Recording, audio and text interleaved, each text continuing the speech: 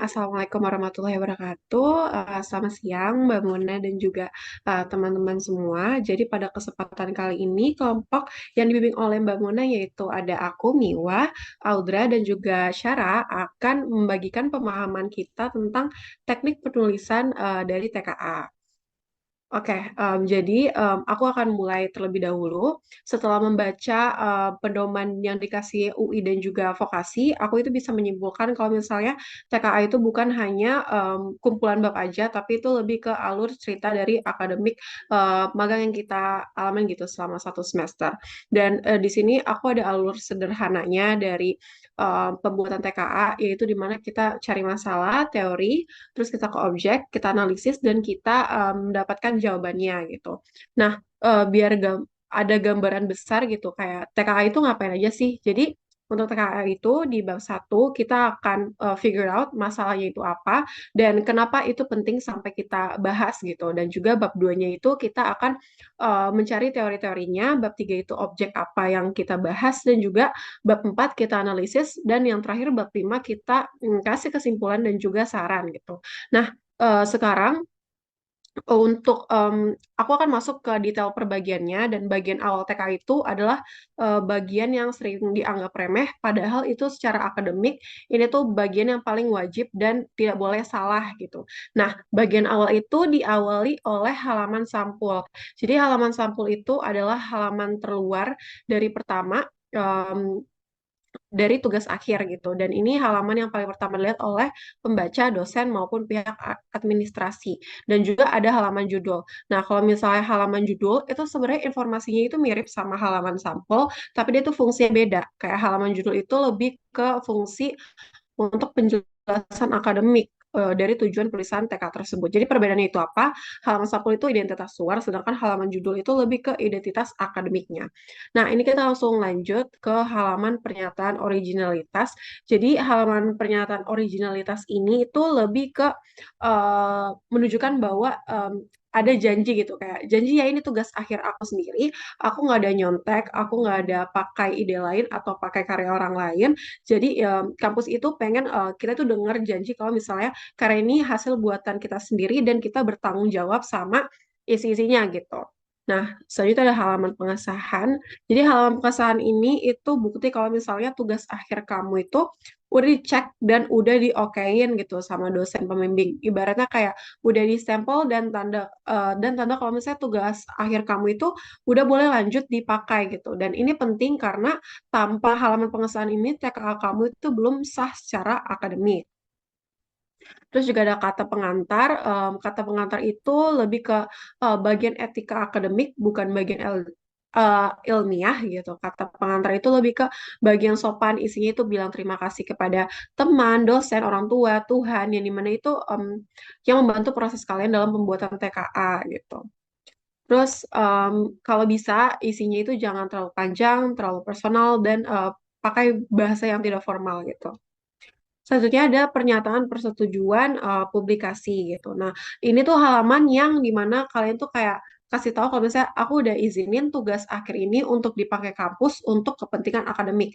Jadi kalau misalnya nanti disimpan di perpustakaan atau dibaca oleh orang lain, itu tuh udah atas izin kamu gitu. Kenapa ini penting? Karena ini juga untuk melindungi hak cipta penggunaan karya ilmiah kamu secara legal gitu loh.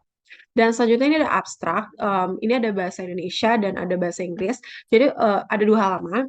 Nah, untuk abstrak bahasa Indonesia itu lebih ke ringkasan super singkat dari tugas akhir kamu yang isinya itu cerita pendek. Kenapa topiknya itu dibahas, tujuannya apa, caranya gimana, dan hasilnya itu apa. Jadi orang yang mau lihat secara singkat gitu TKA kamu itu tentang apa gitu, mereka tinggal baca dari abstrak kamu aja. Nah, untuk abstrak yang bahasa Inggris ini tuh bukan ringkasan baru, tapi ini abstrak dari bahasa Indonesia yang kamu terjemahin ke dalam bahasa Inggris seperti itu. Terus ini ada daftar isi. Daftar isi itu lebih ke peta struktur berpikir kalian gitu, TK kalian gitu. Misalnya biasanya dosen itu melihat jalan pikir kamu itu di sini dan di mana itu isinya bakal ada judul-judul bab dan halaman. Jadi orang yang lihat itu mereka tinggal kayak oh bab satu di halaman ini, oh bab dua di halaman ini gitu. Jadi sebagai petunjuk jalan aja gitu. Nah, untuk daftar gambar dan table itu tuh lebih ke semua isi table dan semua isi gambar itu semuanya kalian taruh lengkap sama halaman gitu di situ. Jadi orang kalau misalnya mau cari tanpa nggak harus dibuka satu-satu di situ udah bisa dilihat gitu semuanya. Oke, selanjutnya ini aku masuk ke bab pondasi utama TKA gitu. Kenapa ini adalah bab pondasi utama di TKA? Karena kalau misalnya bab ini tidak kuat gitu, dosen itu akan meragukan keseluruhan karya kalian gitu. Dan di dalam bab satu ini itu ada latar belakang, rumusan masalah, tujuan penulisan, manfaat penulisan, dan metode pengumpulan datanya.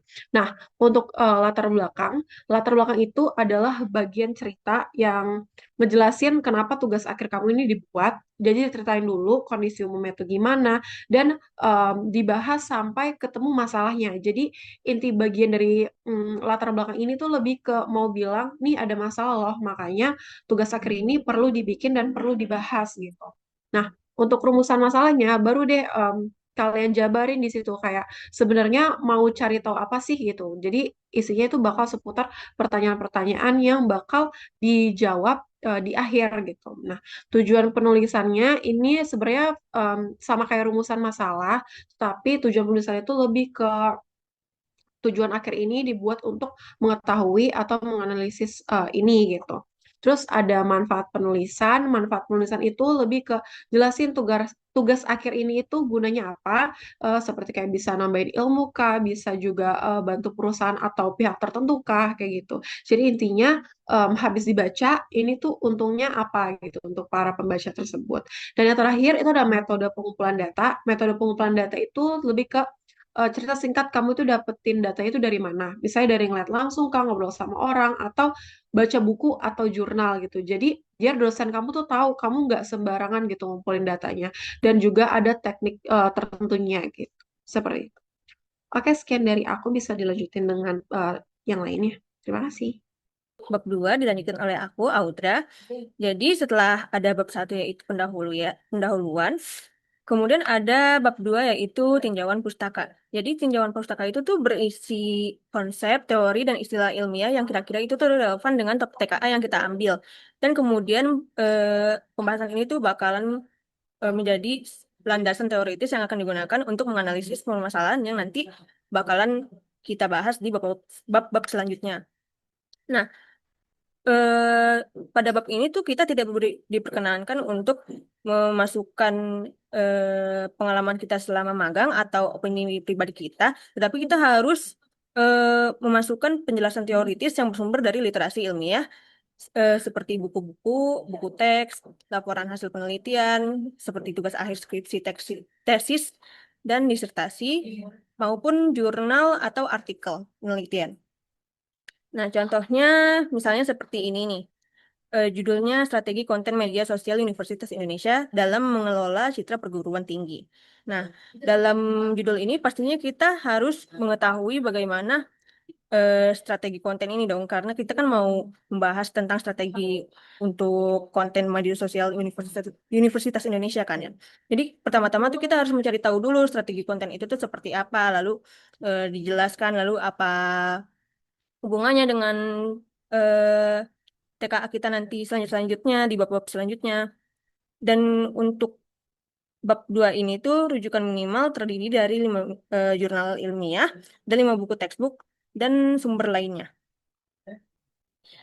Selanjutnya ada bab 3 yaitu gambaran umum, di mana bab ini akan membahas gambaran umum dari tempat magang tersebut dan aktivitas apa saja yang sudah dilakukan oleh mahasiswa selama kegiatan magang. Biasanya bab ini itu akan terbagi menjadi 3 subbab, yaitu yang pertama ada perusahaan atau objek penulisan atau tempat magang, yang dimana di bagian ini kita akan melampirkan informasi umum dari si perusahaan atau institusi ini dengan meliputi profil perusahaan atau institusi, visi dan misi, logo perusahaan, struktur organisasi, dan penjelasan mengenai unit kerja atau unit bisnis tempat mahasiswa ini ditempatkan selama kegiatan magang. Tujuannya itu supaya pembaca bisa memahami bagaimana sih lingkungan kerja dari tempat si magang ini. Kemudian pada subbab kedua yaitu identifikasi kondisi internal eksternal perusahaan. Di sini kita akan membahas kondisi dari perusahaan ini, mau itu dari sisi internal atau eksternal, dengan mengulik kekuatan, kelemahan, peluang, dan tantangan perusahaan at- dengan menggunakan analisis SWOT atau juga bisa dengan kajian kompetitor. Tetapi, tetapi sebelum analisis, ada baiknya kalau misalnya kita harus menjelaskan terlebih dahulu metode dan konsep dengan sumber yang jelas juga. Perlu diketahui juga kalau misalnya analisis di bagian subbab ini juga harus sesuai dengan rumusan masalah yang sudah dilampirkan pada awal laporan. Kemudian pada subbab ketiga yaitu aktivitas magang. Di sini kita akan menjelaskan bagaimana alur kerja mahasiswa selama melakukan kegiatan magang yang bisa disusun dengan tahapan seperti yang pertama ada praproduksi atau persiapan atau perencanaan, kemudian ada produksi atau pelaksanaan, dan yang terakhir yaitu ada pasca produksi atau evaluasi yang sudah termasuk indikator keberhasilan. Supaya penjelasan ini bisa lebih baik lagi dan bisa lebih mudah dimengerti, bisa juga didukung dengan foto, tabel, grafik, atau infografis. Selanjutnya, yaitu ada bab 4 yang merupakan pembahasan.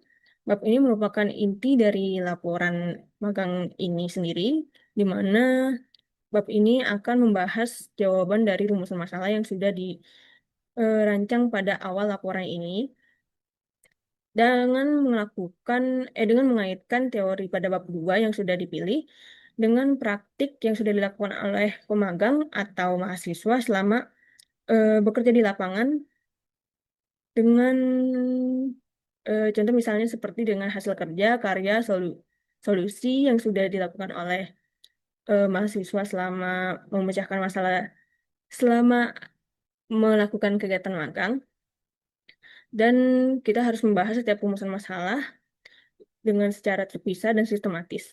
Nah, caranya itu tuh bisa seperti kita lihat yang ada di layar, yaitu ada eh, beberapa subbab yang dimana kita harus membahas permasalahan dari setiap poin-poin masalah yang sudah dirumuskan pada awal laporan.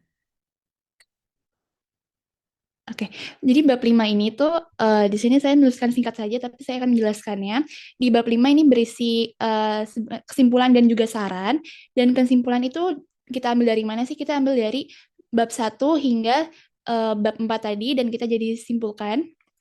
Lalu untuk sarannya sendiri, ini kita diizinkan untuk memberikan saran kepada company di mana tempat kita magang, apakah campaign-nya sudah berjalan dengan baik atau enggak. Lalu selanjutnya adalah